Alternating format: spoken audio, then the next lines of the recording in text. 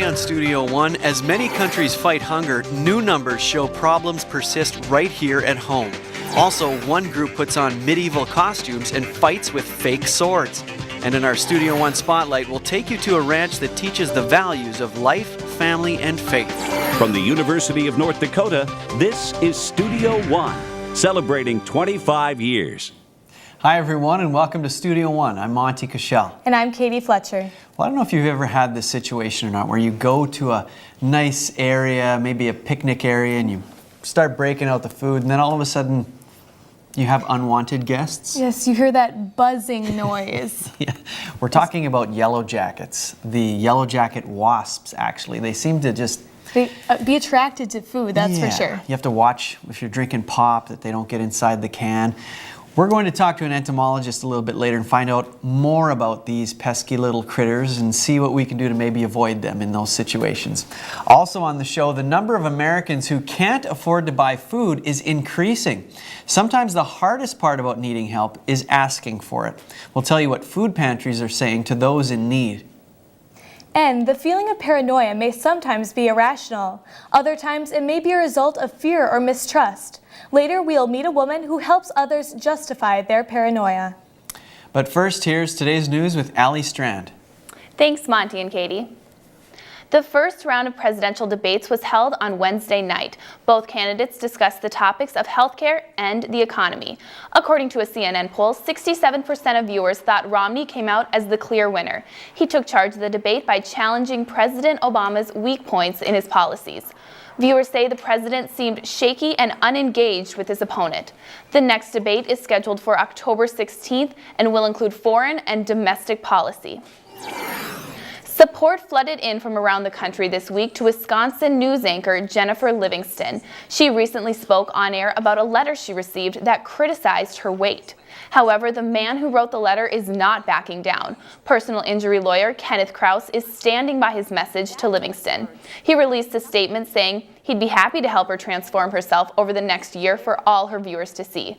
Livingston invited Krause to appear on her show. However, he declined. Most adults now take precautions to prevent identity theft, but reports show another age group is at high risk.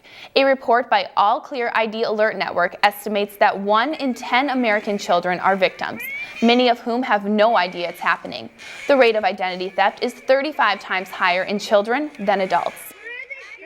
In the past, if you wanted to gain a social security number or any identifying features from a youth, you had to be a family member or you had to have access to their social security card, where now you can farm that stuff off the internet.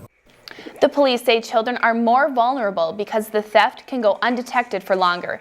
Experts caution to sparingly give out their children's social security number and to check their child's credit no matter how young. Many people have stigmatized violent video games with a negative label, but research shows they can have a positive side effect. A study at Keele University shows that playing violent video games gives people a higher tolerance for pain. In the study, people played a game in which they killed enemies in a virtual environment. After playing, the participants placed their hands in ice-cold water to test their reaction to pain. On average, they were able to keep their hands in the ice water 65% longer than after playing a non-violent game. More than 4 years after the financial crisis hit the U.S., our population is still suffering. Reports from 2011 show that the number of middle-class Americans having a hard time financially is still on the rise. Teresa Alboy is a regular American who shares something with an increasing number of people. I guess I came here out of necessity. In 2010, Teresa was a manager at this mom and pop store. When it closed down, she lost her job, her income, and her security.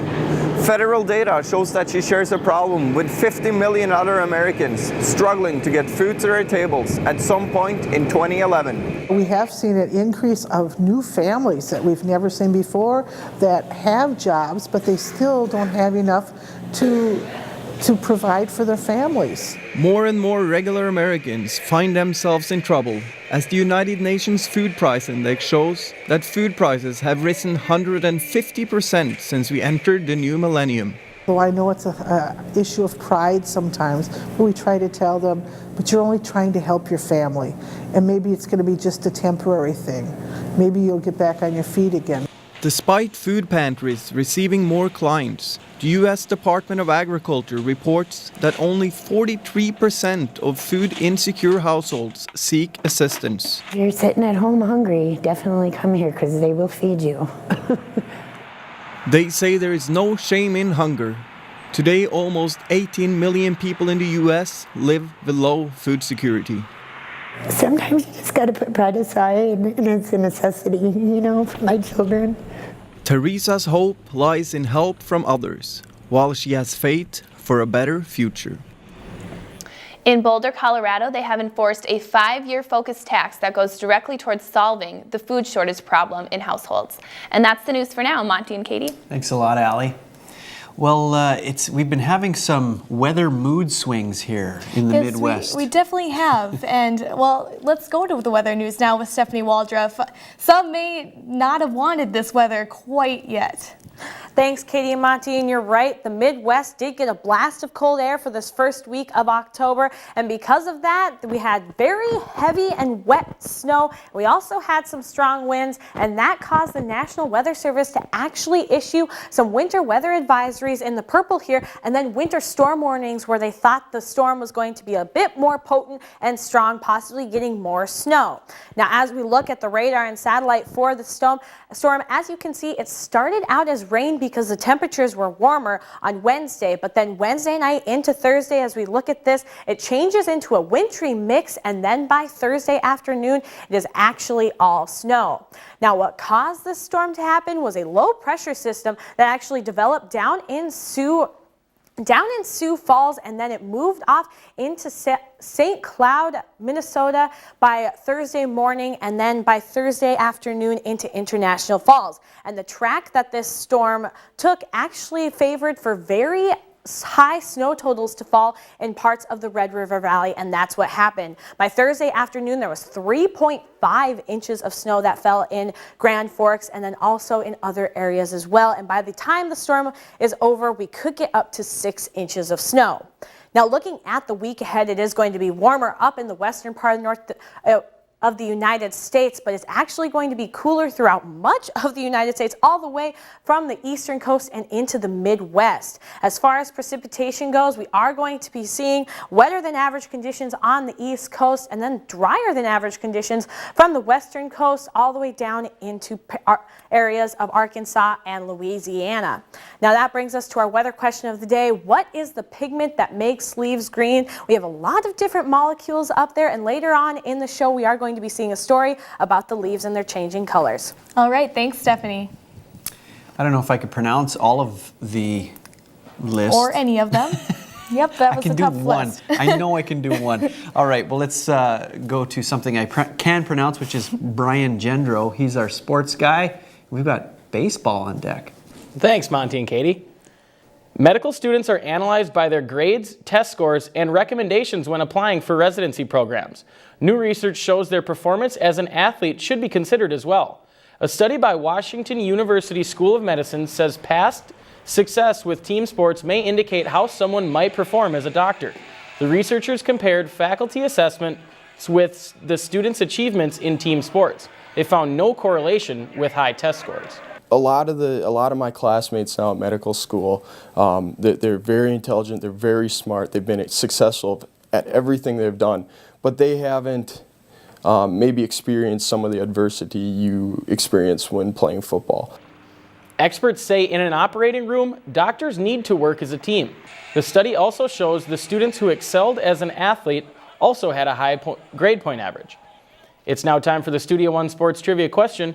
Who was the last team to stay ranked #1 in the AP college football polls all year? Your choices there are LSU, USC, Florida, and Alabama. We will have the answer to that question later on in the show. And that's the sports for now. Monty and Katie? Thanks, Brian.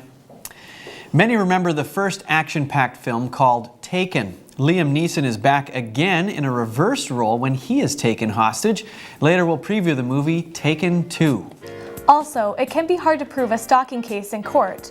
Our next guest will tell us how officials and the average person can define a stalker.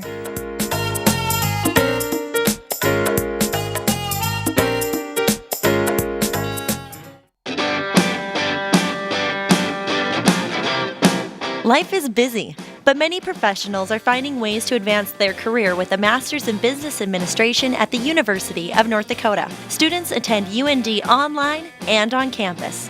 The program is nationally recognized and emphasizes one-on-one with faculty. Find the title you deserve. Enroll today.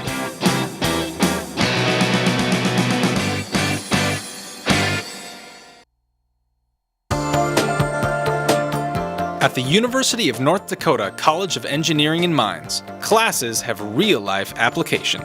Mentors guide students. Our work improves quality of life by answering tough questions with creativity and innovation. The University of North Dakota College of Engineering and Mines, training tomorrow's engineering and geology experts today.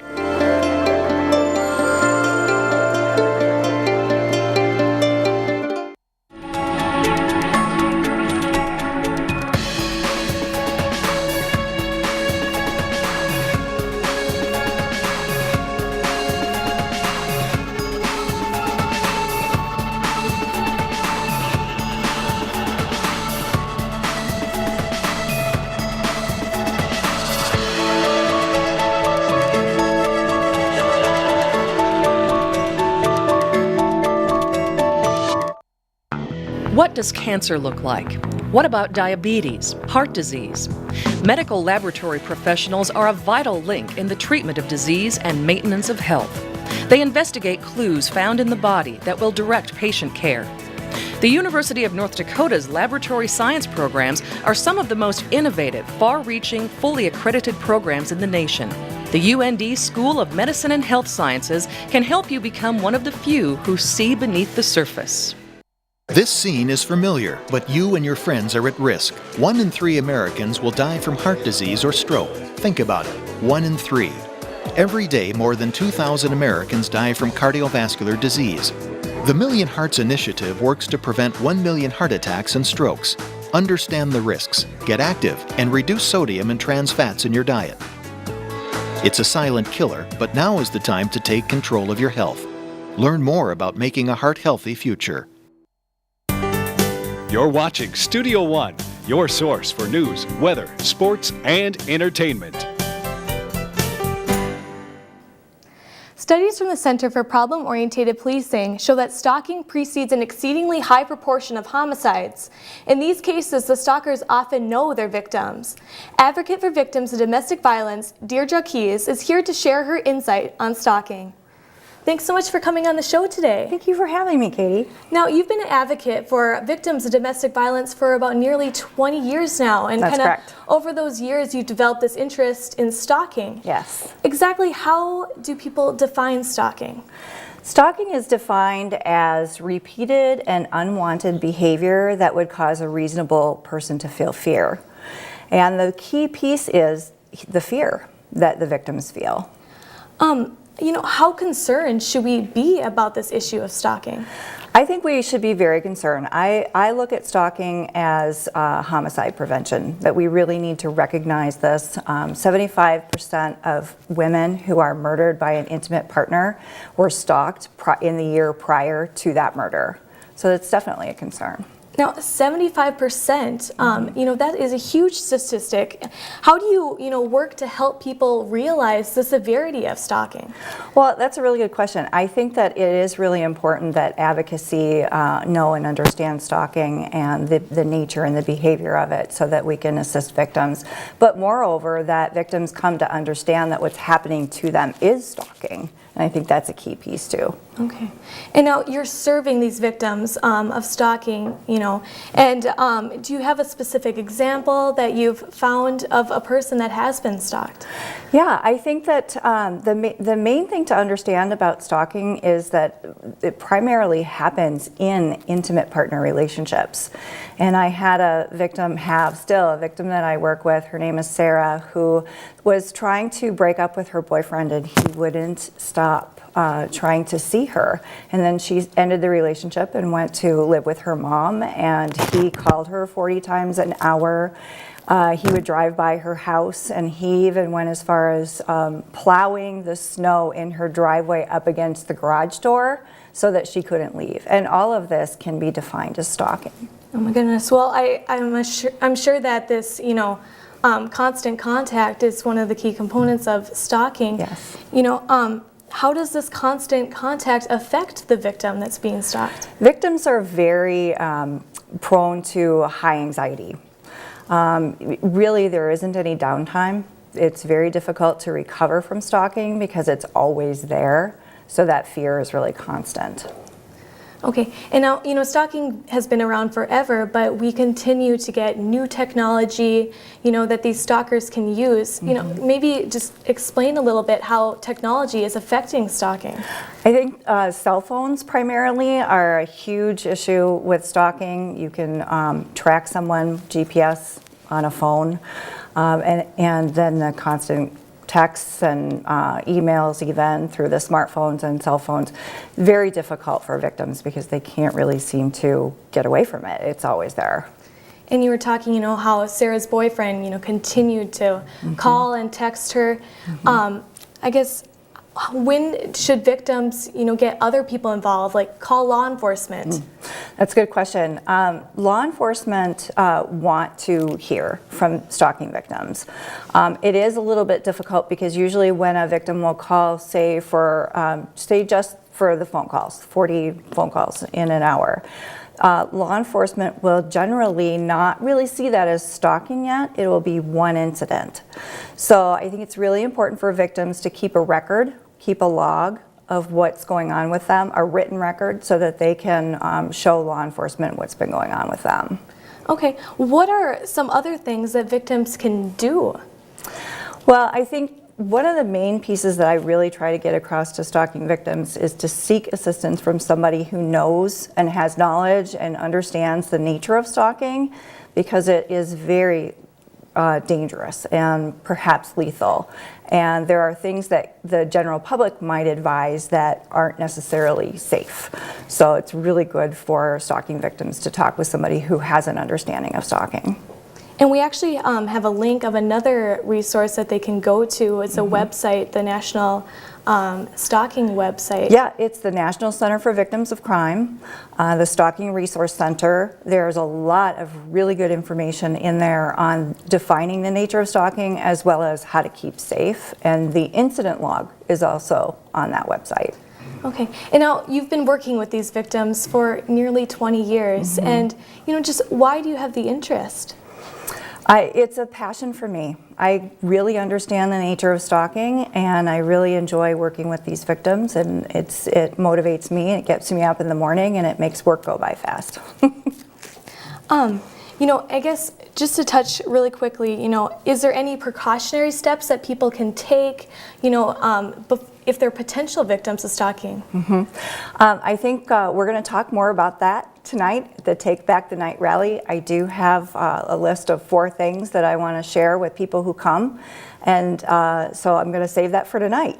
Oh, okay. Well, the Take Back the Night rally, it's for victims of domestic violence, and that'll be great for all the people that attend. So thanks so much for coming on the show today. Thank you for having me. Appreciate it. Coming up, locally owned businesses are often the first to suffer when the economy worsens. Find out how a group of people are making change in the community. Also, around Halloween is when costumes are normally generally accepted in public. We'll meet a group that brings out medieval costumes every Saturday, no matter the month.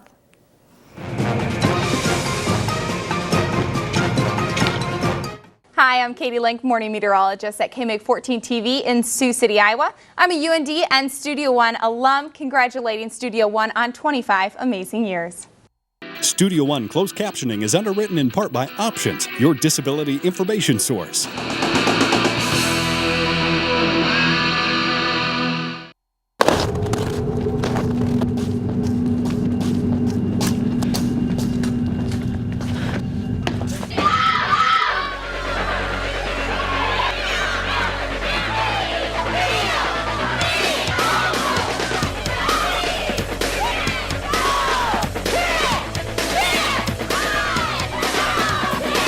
It's not the size of the woman in the fight.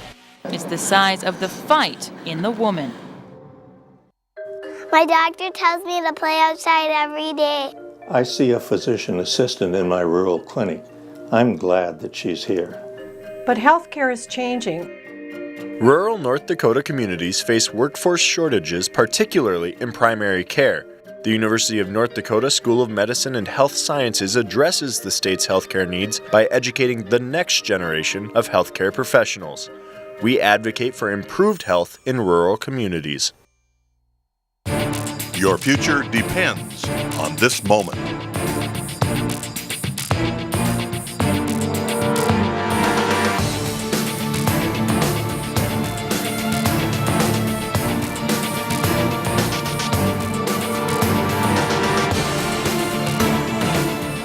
Take the path that leads to your future.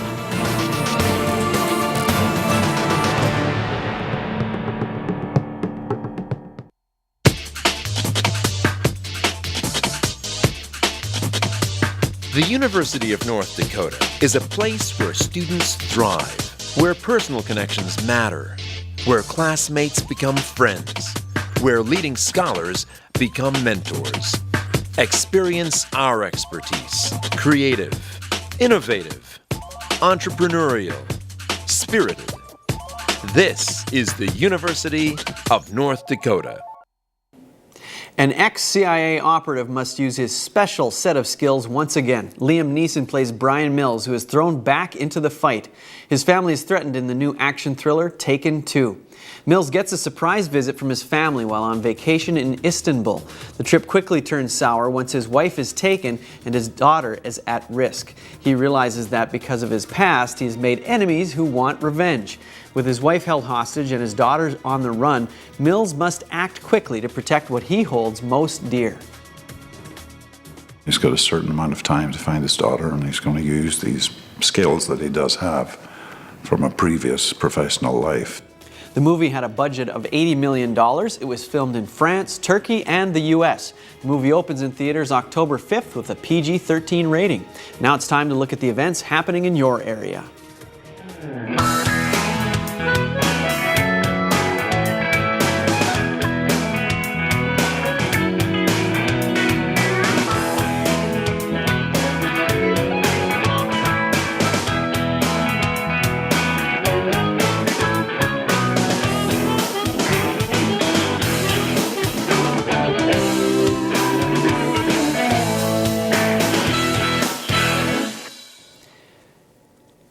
Fantasy games are popular in the online world. One group spends their weekends bringing the fantasy realm to real life. It's a typical Saturday at the park. Gathered families, sliding children, and a battlefield? Me, myself, I am Urson Snow. I am a dwarven healer of the Land's End clan. Lady Stillinor, statue. In real life, I'm Al. Al is a member of an Amtgard club. The group meets weekly to don their medieval garb and battle with foam weapons. I think that it's escapism at its highest form. You know, you come down here and you get to be something you could never be in real life. In the real world, Al spends his time as a minister. I help people with their problems all day, every day, and I love it. I enjoy it. But on the weekends, I get to come out here, pick up a sword, and go, rah! The fighting gets intense, but Al assures the sport is safe.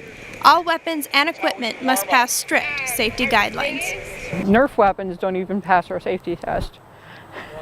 The weapons are unique, but it's the sport's elaborate uniforms that catch people's attention. A lot of people think that we are weird, that we are, misfits, or that we're not part of normal society. But Al says the club has lawyers, doctors, and ministers among its members. The diverse group of wizards and warriors may gather in the make-believe realm, but the friendships that form are real. In and out of the game, it's a big community. Al and his fellow Amtgarders might show up to throw down. But at the end of the day, it's the real-life bonds that keep them coming back. With photographer Lisa Cazares, this is Katie Mullally reporting for Studio One. Amtgard live-action role-play began in Texas in 1984. It has since grown to be a sport played worldwide. Coming up, the red, orange, and yellow annual show the trees put on might be different this year. We'll tell you how the drought will affect fall's display of splendor. That story plus news, sports, and weather in the next half hour of Studio One. Closed captioning for Studio One is underwritten in part by NDAD, helping others to help themselves.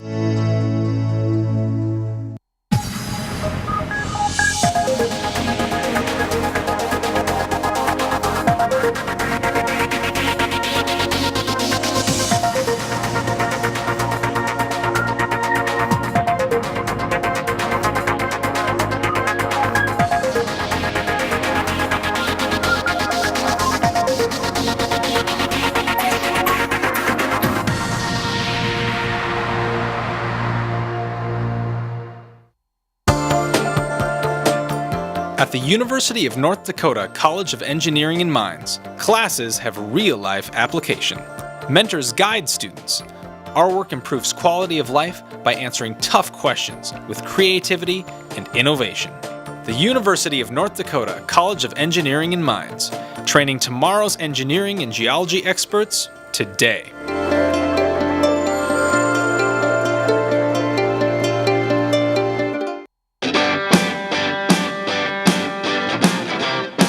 Life is busy, but many professionals are finding ways to advance their career with a Master's in Business Administration at the University of North Dakota. Students attend UND online and on campus. The program is nationally recognized and emphasizes one-on-one with faculty. Find the title you deserve. Enroll today.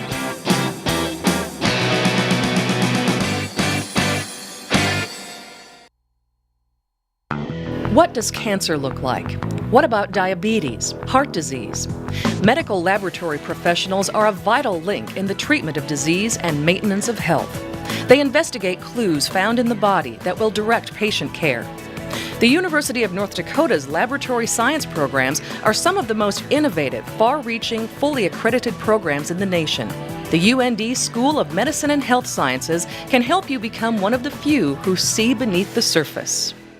From the University of North Dakota, celebrating 25 years, this is Studio One. Welcome back to Studio One. Thanks for joining us today. Well, summer camps are just kind of a way that kids can escape from the parents for a while. And there was actually more and more camps are kind of putting on restrictions, especially for girls. You know, they bring their cell phones, hair dryers and stuff, but they want to make sure that camps, you know, have equal playing field. Kind of a level playing field. Everybody looks the same. Exactly. Tie the hair back, wear the same shirt. So. Okay. And we thought it'd be interesting to go out and find your thoughts if you think these restrictions are okay.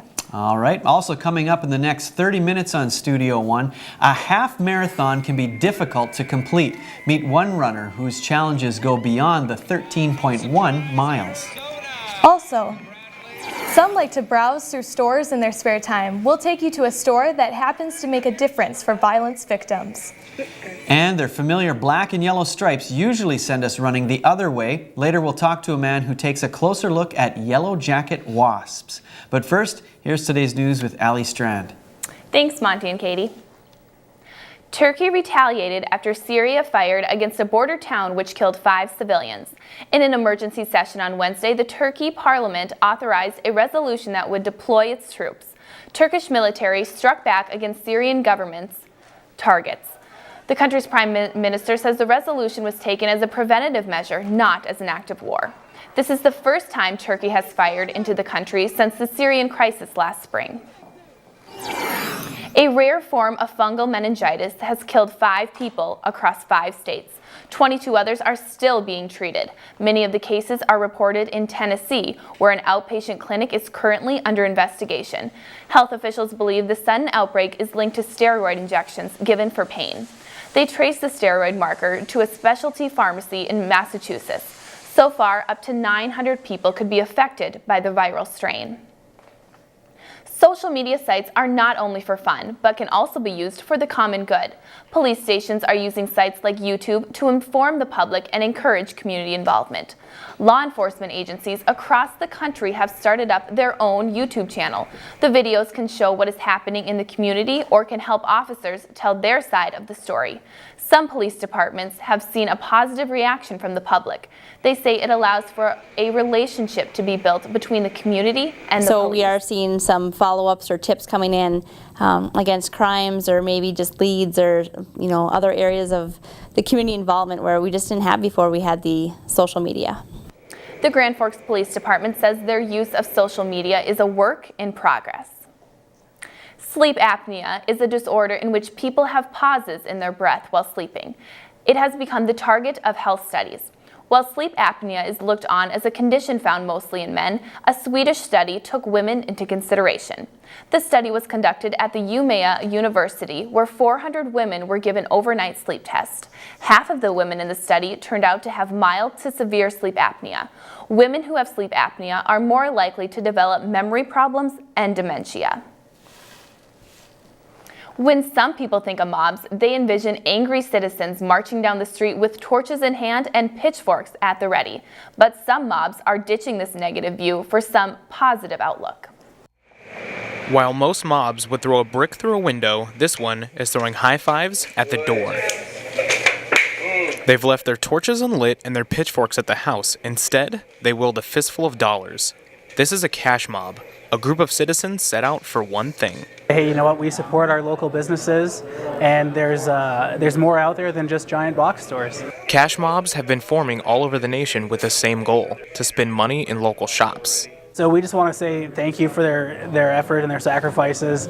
And oftentimes local businesses are the owners that are putting in sometimes 18 and 20 hours a day to help their business go. And even in the down economic time too, they are the ones that usually feel a little bit more of a struggle at times as well. Big department stores can bring convenience to shoppers, but local businesses can be a louder voice in the community.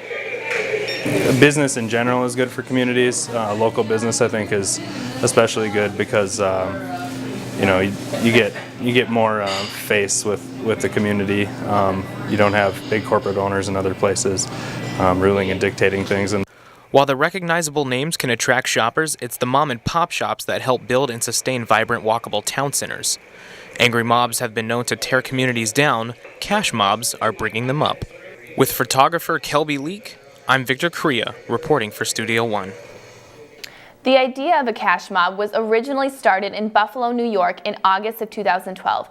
They encourage all mob participants to spend at least $20. And that's the news for now. Monty and Katie. Thanks, Allie.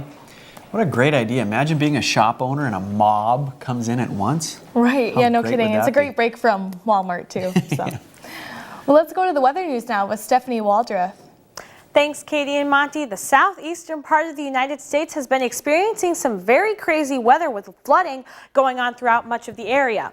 Now, Suwanee, which is a town 1 hour northeast of the town Atlanta, got 4 inches of rain on Tuesday, and because of that, got 4 feet of flooding throughout much of the area, which caused bridges and also roads to be shut down. The hardest hit part was the city of Martin Farm Park, which was completely underwater, where they started to see flooding 6 to 7 hours after the peak rainfall.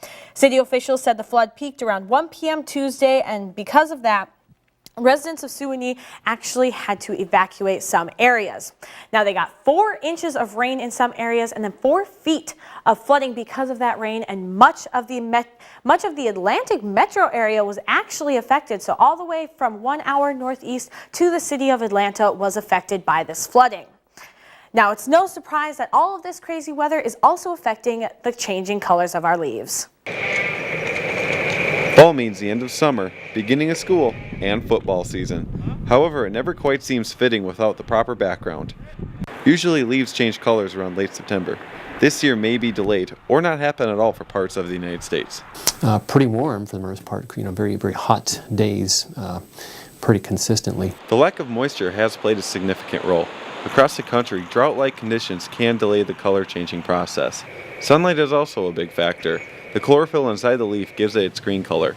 When the sunlight becomes less, that pigment has stopped being produced. So chlorophyll is kind of an odd molecule. Yeah, it's there and absorbs sunlight, but like many other pigments in clothing and so forth, it fades. It's actually broken down when exposed to intense sunlight. Now, one event that can ruin the changing of the colors is if the temperatures drop below freezing overnight. Should that happen, it is possible that the leaves can simply die off and turn brown before ever reaching that beautiful color.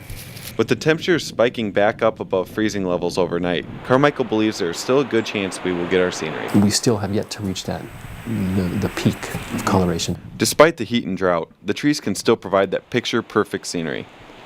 Kellen Peters, reporting for Studio One Weather.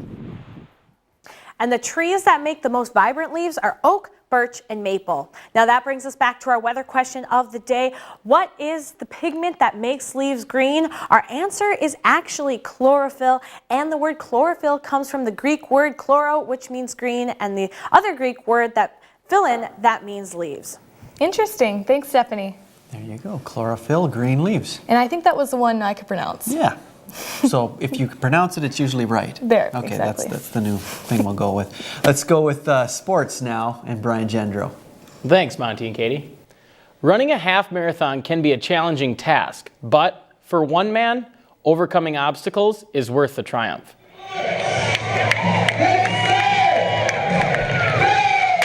Runners will come from several states around to compete in a race. Travis Brown traveled from Surprise, Arizona to make his mark in the prairie of North Dakota. So this is number 18 in half marathons and one full marathon. Always traveling with his #1 fan, his wife Patsy brings something extra to the table. I'm the voice and he's the runner. I'm out there and I'm the encourager. And out here today, I've been encouraging all the other runners and I'm pretty much lost my voice through it all. Travis's race is different compared to other runners. Well, in 2009, I was shot in the head while I was driving to work. The random drive-by left Travis fully blind in his left eye and only 25% of sight out of his right eye. But he says it's allowed him to see things more clearly. I consider it the best thing that's ever happened to me, while most people would think it's just a horrible tragedy. Turning darkness into a positive light, Travis runs races around the country, giving people hope and motivation to move forward in life. Well, I try to be an inspiration to people who just think that they have to sit around and do nothing because there's something wrong with them, or they went through a tragic event, or just something bad happened in their lives and they feel like giving up. I don't want to give up. I want to be the one who keeps on going. While making his footprint in the prairie, Travis hopes his 13.1 miles will inspire others to finish their own race. With photographer Kelby Leak, I'm Kyle Searockers, reporting for Studio One. Run, Trav, run! This was the first race Travis represented the International Voice of Orphans, a mission dedicated to caring for children in need. For more information on Travis's story or to find out where he's running next, visit runtravrun.com. Now the answer to this week's Studio One Sports Trivia question: who was the last team to stay ranked #1 in the AP college football polls all year? The answer is the University of Southern California. That happened in 2004. That team contained NFLers such as Reggie Bush, Lendell White, Matt Leinart, among others. And that's the sports for now. Monty and Katie? Thanks, Brian. There's a calmness and beauty about the open countryside that can't be matched in the city. We'll take you to a rural area where one family is finding their peace and purpose. And to some, shopping can be almost therapeutic. We'll meet a woman who embraced this idea and opened up a store to help others.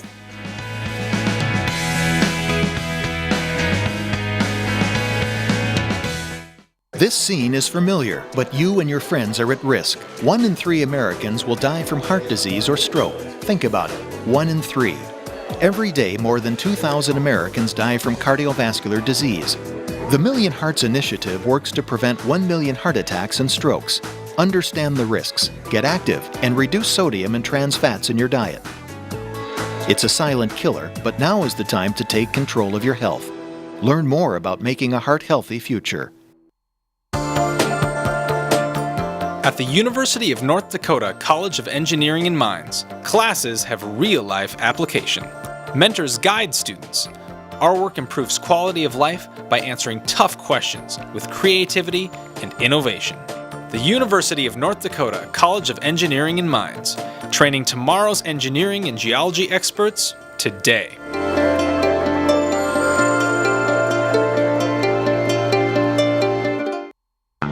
What does cancer look like?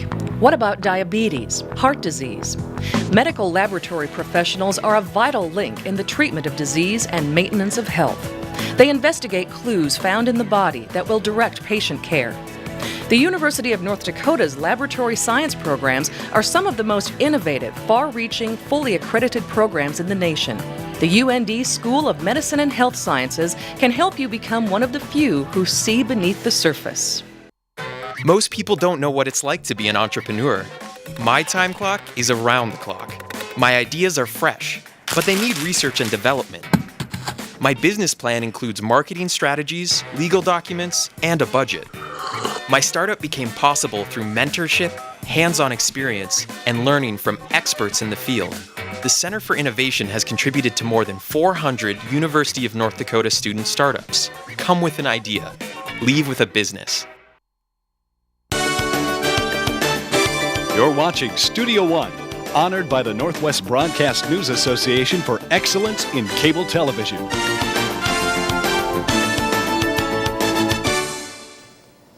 Character is shown in many ways. One thrifty woman is showing her character by helping others. Therapy for some may be reading a book, listening to music, or exercising. For others, $5.35 is your total. It's shopping. I just think it's really fun to look at all the different things. I like to go shopping in thrift stores. How much are the scarves? Thrifty is nifty, but one store owner chooses to give back richly. I sat down with 3 different organizations and discussed some options of what I could do for them. And the option Joanne chose was to be the person in the middle and help those who are victims of domestic violence. She collects clothing and furnishings that people no longer want, turning them into treasures for others.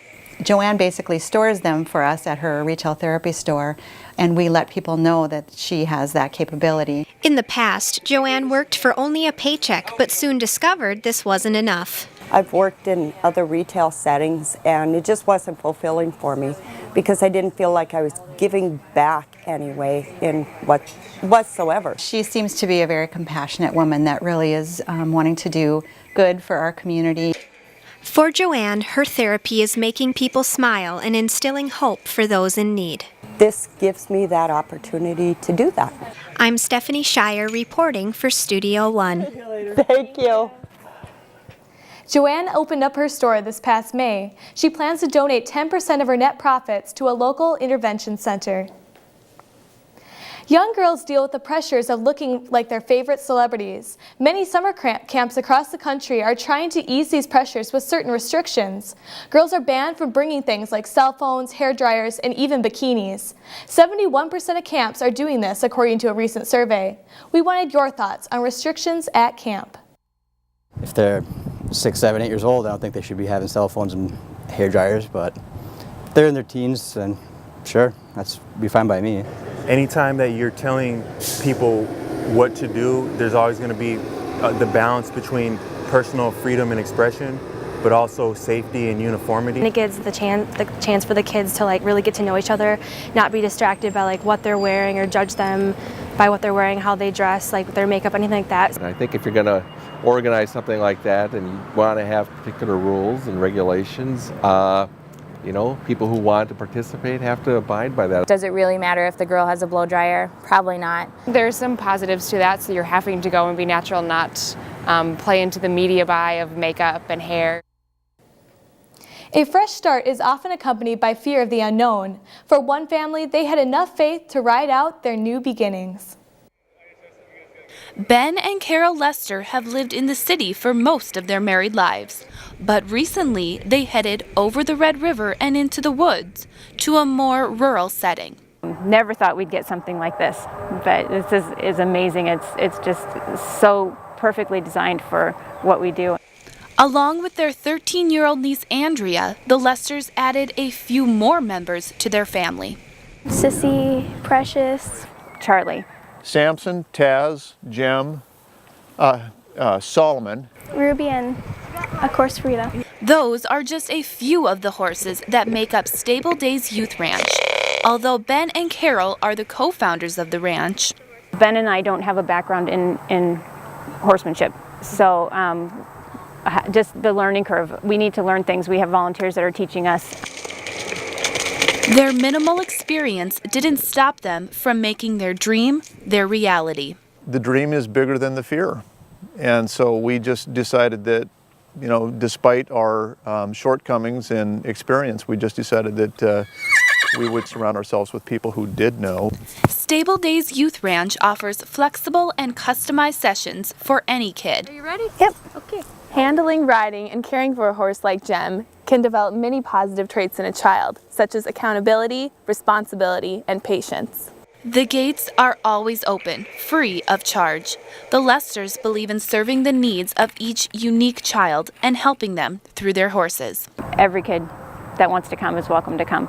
We have some kids that have some pretty specific special needs, and we started it based on what we witnessed happen between a special needs child and a horse. We were dealing with some issues with our niece who we're raising, Andrea, and she had had some really positive experiences with horses, and so we decided that it would be kind of cool to do a youth ranch. Andrea will be the first to tell you that these horses changed my life, actually. With Andy as their inspiration, Ben and Carol look at each day as an opportunity to help others.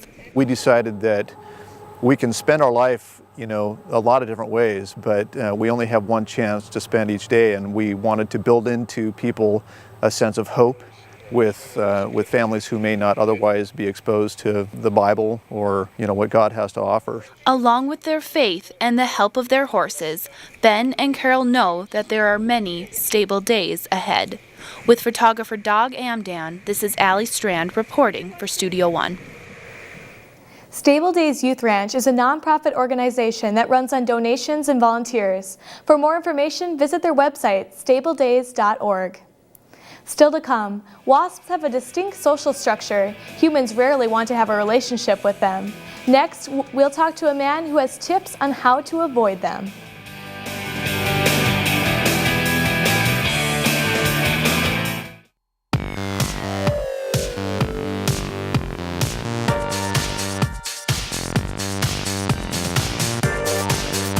Studio One is a television show produced by students at the University of North Dakota. You can be a part of the graphics team, the marketing team, news team, programming team, production team. Training never ends. You get to produce guests, you get to do the reporting side of it. It's really worth the experience. You will not regret it. This scene is familiar, but you and your friends are at risk. 1 in 3 Americans will die from heart disease or stroke. Think about it, 1 in 3. Every day, more than 2,000 Americans die from cardiovascular disease. The Million Hearts Initiative works to prevent 1 million heart attacks and strokes. Understand the risks, get active, and reduce sodium and trans fats in your diet. It's a silent killer, but now is the time to take control of your health. Learn more about making a heart-healthy future. My doctor tells me to play outside every day. I see a physician assistant in my rural clinic. I'm glad that she's here. But healthcare is changing. Rural North Dakota communities face workforce shortages, particularly in primary care. The University of North Dakota School of Medicine and Health Sciences addresses the state's healthcare needs by educating the next generation of healthcare professionals. We advocate for improved health in rural communities.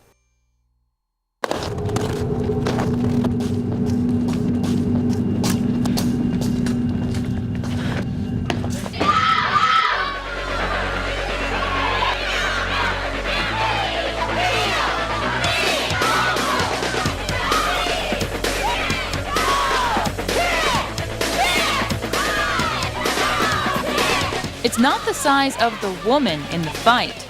It's the size of the fight in the woman.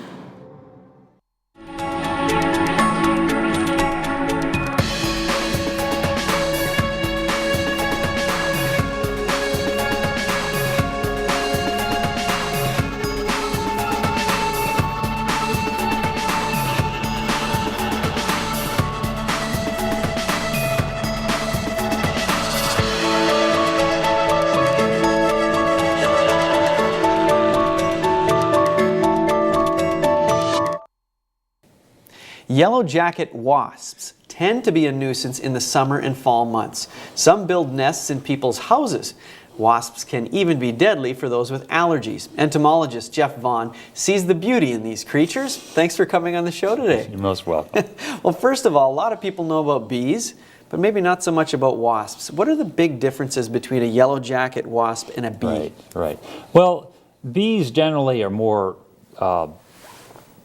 tend to eat more plant material. They like to collect pollen and that sort of thing. Whereas wasps, they're much more carnivorous. So they'll go out and hunt and collect other insects. And they're much, you can think of them as meat eaters. Okay, so they're little hunters. How do they become troublesome for humans? Well, they become troublesome with humans because, first of all, many of these wasps will nest, as you said, in the structures. And also, during the end of the season when their numbers build up, they're out looking for meat, they're out looking for sugar sources, and they're not afraid. They'll come right into you and try to take the material right from your hand. Yeah, I mean, I've been part of that process you just described. Be out at a picnic or something like that, and they just love food. So what are they doing?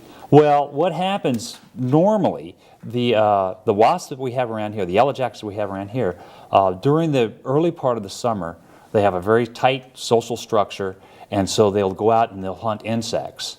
And their structure is maintained by the presence of a dominant queen. As long as she's present, everybody knows their place and will follow the rules. But when that queen begins to die, when she leaves, the colony structure begins to fall apart. And that's when they become much more aggressive. And that's when the problems begin. So does that happen every fall then? The queen dies or leaves the nest? That's true. They have an annual cycle. So every year in the early spring, the new queens will come out and start their new nests. And it takes them a while, but after several weeks, they'll develop a new brood, build a nest, and develop a new brood of daughter workers. Okay. And so you're saying in the fall, when the queen dies or leaves, it's chaos. It becomes very chaotic. They're just running around. Well, what are some ways we could avoid being bitten? Well, one of the things to be aware of is that many of these wasps are after sugar and after meat. So if you're having a picnic in the late summer and you just cover your food when you're out there, and just be aware that they're out there hunting. Okay, so just know that they will be a guest, whether you want them or not. Okay, and we actually have a nest that you brought here, and explain how they build their nests, because they look like paper. They do look like paper, and in fact, they are a form of paper. What these wasps will do, they'll fly out, and they generally choose solid dead wood, like lumber, and they'll chew it up and make a paste out of it and return to the nest and form their paper nest out of that. And where do they usually nest? There's two forms that we have here. Some species prefer to nest in a cavity, so they'll be either underground or, as you said, between walls. Okay. Other species prefer to make their aerial nest out in the open, in tree, and attach their nest to trees and branches and things. Okay, like the one we saw. Like the one we have. Yeah. Okay. Why do they particularly find, I guess, in siding of a house or something like that as an appropriate place to nest? Well, one advantage is obvious, that they're protected from the elements. Okay, so they don't have to worry about the swings in temperature, cold at night and hot during the day. But there's a downside to that, because then they have to spend a lot of time excavating, and as the colony begins to grow, they need to make more space. So some species prefer to go the other way around and say, well, we'll put up with the weather, but then it's easier, we'll spend our energies expanding the nest. Sure. Well, you know, going back to the picnic thing, and we have a picture too of one of these wasps. I think it's eating an apple or something like that. You'll often find them eating old dried fruit, or not even dried fruit. It's still moist. Pop. What is the importance of sugar? Do they make honey like bees? No, they actually do not make honey like bees. What's happening there? They're simply getting sugar in order to sustain their flight. So they're using it for their own energy. Okay, so they're not necessarily taking it back to a hive, building anything with it? Okay. No. During the time that they're rearing their young, now you had a picture of the nest up there, they rear these little grub-like larvae in those cells. They will feed the cells on meat material, either dead insects that they collect or meat that they scavenge. But for themselves, to drive their own energy, they need sugar. some sort of sugar, whether it's apples or whether it's your Kool-Aid or Okay, that sort of one thing. last quick question. Is there a beautiful side to these insects? I think there is a beautiful side to the insect in terms of the way in which they form these societies that are very protective of one another. All right, just stay out of the way. Stay out of the way. All right, thanks very much for coming on the Okay, show you're most today. welcome. You're watching Studio One from the University of North Dakota. We'll be back right after this.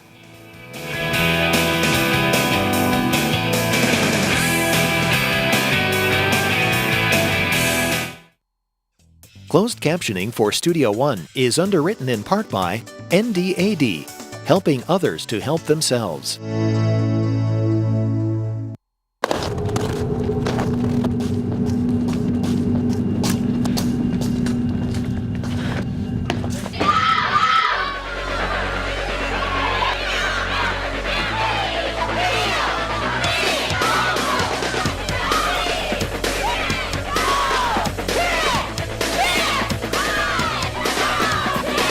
It's not the size of the woman in the fight. It's the size of the fight in the woman.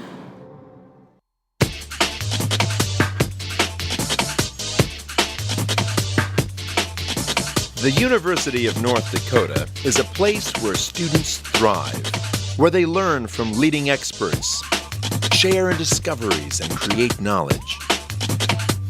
Experience our expertise. Creative, innovative, entrepreneurial, spirited.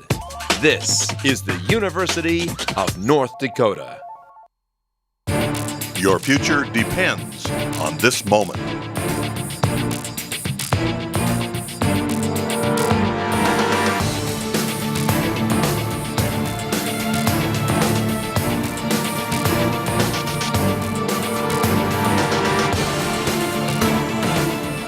Take the path that leads to your future.